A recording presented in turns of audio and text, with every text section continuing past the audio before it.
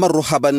ndaje mi doon dox niki démb ci diggante gouvernement bi ak député yi ci assemblée nationale ñu tuddee ko question d'actualité moo gën a fës ci xëtu yéenekaay yi Le Soleil nañu ginnaaw buñ ko tabbee mu doon élimaanu jëwriñ yi ci weerum sattumbar ci atum 2022 Amadou Ba niki démb daal na amal jàkkaarloo bu njëkk jëmale ko ci wàllum question d'actualité ci diggante ak député wu 14e législature gi moom njiital gouvernement bi ak i ministre am daal dinañuy indi tontu ci bépp laaj mi bàyyi ko ci député yi ci bépp fànn moo xam ci wàllum vie sociale bi rawatina ci wàllum politique wér-gi-yaram njàng ak njàngale mi énergie mbéy mi ak yeneen li jëm ci wàllum pétrole napp gi croissance bi ak itam denrée de première nécessité yi Amadou Ba daa dinay dalal xelu député yi bu ñu sukkandikoo ba tey ci suñu naatangooy Le Soleil Témoin Quotidien dëggal xibaar bi nañu ahankay moom Amadou Ba niki démb daa dinay rassuré bu baax a baax ci assemblée nationale naka noonu itam lu ñeel élection présidentielle 2024 yi moom élimaanu jëwriñ yi Amadou Ba bu ñu sukkandikoo ci yéenekaay Sud Quotidien daa dinañ xam le ni buñ fa eggee jongante bi nag dinañ ko amal ci lu àndut ak benn rëkk-rëkk ndaxte daa dinay xam le ni élection yi moom noonu lañu yàgg tëddee ci réew mi di Sénégal lépp ci jaar yoon ndax si dolli itam moom Amadou Ba daa dinay wax ni bépp candidat mi nga xamante ne waa conseil constitutionnel daal nañ lay retenir di nga bokk ci présidentielle 2024 yi loolee waral yéenekaay leen foo nañu ci kanamu député yi jaarale ko ci question d'actualité yi élimaanu jëwriñ yi di Amadou Ba daa dinay joxe garantie jëmale ko ci élection présidentielle 2024 yi nga xamante ne dinañ ko amal ci leeraange di maanaam ci transparence suñu naatangooy Le Quotidien nañu dem ba nag mbir mi yombutoon benn yoon ci assemblée nationale ndax débat yi tàngoon nañ lool rax si dolli itam yombutoon benn yoon ci Amadou Ba ak équipe am laas yéenekaay dëggal xibaar bi nañu débat yi niki démb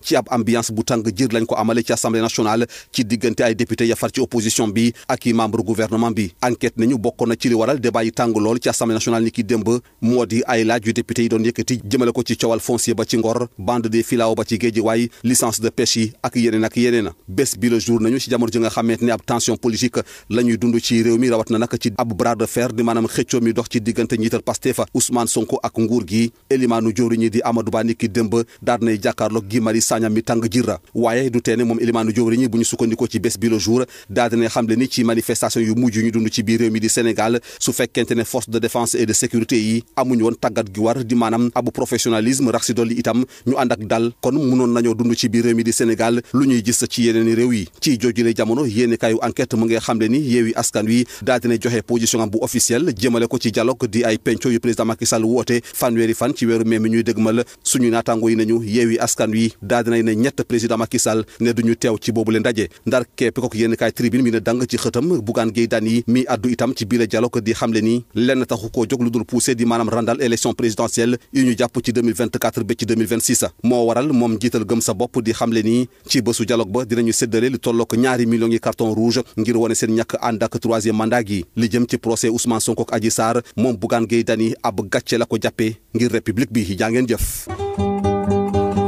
Bonjour. Les réponses du gouvernement aux députés lors de la séance des questions d'actualité sont au menu des quotidiens sénégalais parus ce vendredi. Depuis sa nomination en septembre 2022, le Premier ministre Amadou Ba a vécu hier pour la première fois le rituel des questions d'actualité des députés de la 14e législature. Le chef du gouvernement et ses ministres ont répondu à toutes les questions, lesquelles ont porté sur tous les secteurs,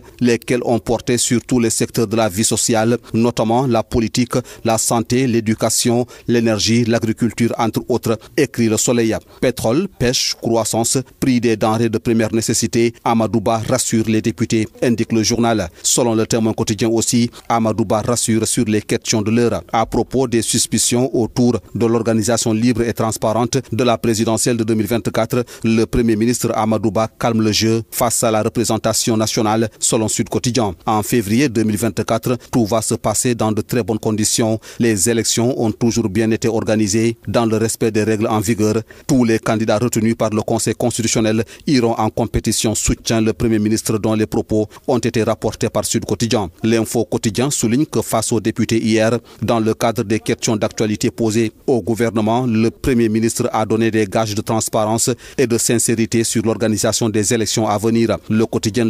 relève que les débats ont été houleux, les échanges parfois musclés, le passage du gouvernement devant les députés pour répondre aux questions d'actualité posées par les parlementaires de la 14e législature n'a pas été un long fleuve tranquille pour le Premier ministre Amadou Ba et son équipe. Une foire d'empoigne à l'hémicycle, commente le quotidien L'As qui signale que les débats se sont déroulés dans une ambiance électrique entre les députés de l'opposition et les membres du gouvernement. comme sur un ring, s'exclame enquête qui renseigne que la question du maintien de l'ordre, le litige foncier à Ngor, la bande des Filao à Guédiawaye, les licences de pêche entre autres ont été les points de crispation. Le quotidien Besbi le Jour relève que sur les sanglantes tensions politiques qui minent le pays dans le cadre du bras de fer entre le leader du parti PASTEF et le pouvoir, le Premier ministre s'est frotté hier à Guy Marius Sagna plus que grincheux. Mais selon Amadou Ba, lors des dernières manifestations, si les forces de défense et de sécurité n'avaient pas de professionnalisme et de sang-froid, on allait voir dans ce pays ce qui se passe ailleurs, ajoute le journal. Le quotidien Enquête quant à lui s'est intéressé au dialogue national et nos confrères de nous renseigner que Yewwi Askan Wi dit non à Macky Sall. Terminons avec Tribune qui revient également sur la position de Bougane Gueye Dany